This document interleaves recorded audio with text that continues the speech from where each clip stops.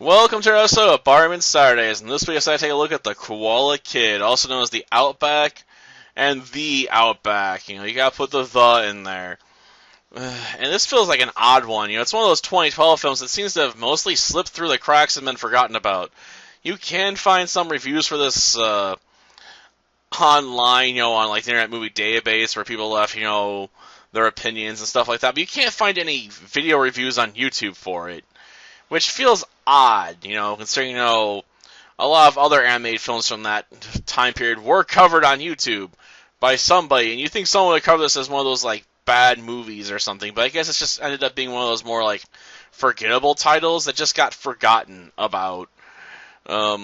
Which does happen, I suppose, but usually happens to more, older, obscure films, not something that was, well, let's face it, it's old, but it's relative, Usually I'm thinking, when I think old movies, I'm thinking 1940s, 1960s, stuff like that, before we really had the internet culture we have now. Like, this film would have been in the middle of the burgeoning YouTube empire. So you think it would, have gotten more attention. Though, oddly enough, you can find uploads of the entire film on here for free that are illegal.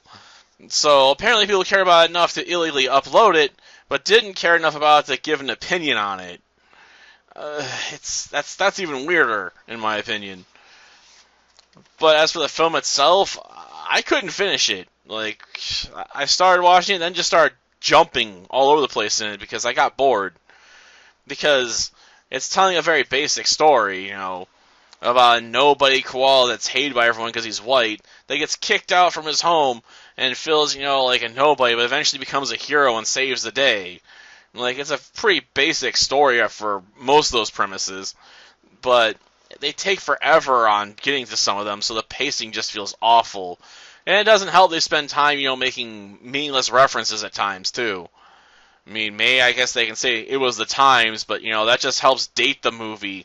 And that's not usually the best thing you want to do. Some of the references I get, the Wild Bushmen at the circus, they have Johnny set up his freak act up at for a while. Being an obvious nod to Crocodile Dundee, that's not a knife, this is a knife. The Wild Bushman!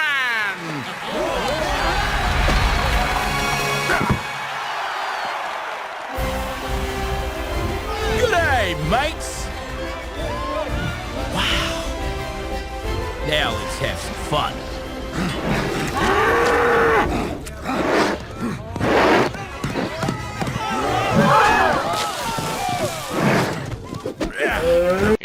And yes, I know my Australian accent's terrible, but the Australian accents in this movie are also really, really bad. I'm constantly reminded when people talk about, doing accents, it's the accent you think you can do, but don't even come close. So, yeah. Or them singing, I Come From a Land Down Under by Men at Work, and having the animals dance to that a little bit. That I get, because the song itself, makes people think of Australia. Because, it's a land down under. She said, do you come from a land down under? Where women glow and men plunder. Can't you hear that thunder? You better run, you better take cover.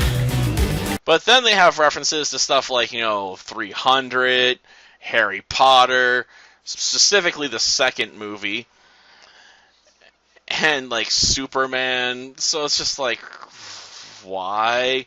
There's even a reference to Spider-Man tossed in there, which, again, these are probably, a series that had movies at the time, it's 2012.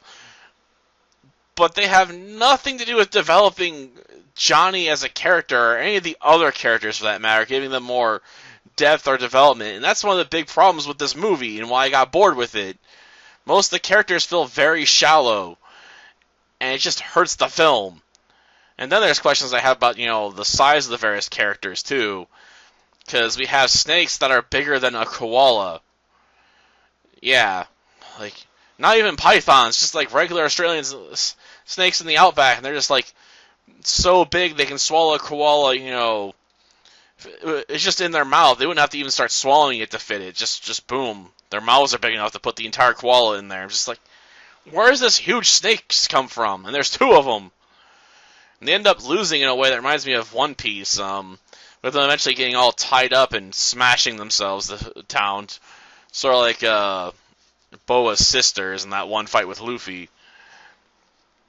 So, yeah, this is just not a good movie in my opinion. Maybe little kids might enjoy it just because, cute animals and stuff, but for an adult, they're probably going to get bored with it, because really, there's not good characters, the animation's okay, but not great, so they're not going to be held by the visuals of the film. There's just not enough there. There's not enough meat on the bone. And maybe that's why most people don't want to talk about this film. There's just not that much, to really criticize, other than saying, it's slowly paced, and it's going to bore most audiences to tear, if they're not a 6-year-old. So, yeah, this is definitely not one I'd recommend picking up. It's one of those things you should probably just forget about unless you want to, poke fun at the various things it makes references to. I mean, I guess you could form a drinking game out of that, but it'd be a pretty short one because it basically ends after, maybe the first half hour or so. Then again, after I got past, the first 30 minutes, I started jumping to the end to see what happens there with the big epic final showdown. Which I admit, that's a bit of a spectacle, but it's not animated well enough to feel like an epic of any kind. Just Crocodile gets taken out eventually by having something dropped on its head. I'm like, thanks, you ripped off the Land Before Time for that one, eh? Till next time, then. See ya. Not so fast. Cradle it in your paw, snap the wrist when you throw.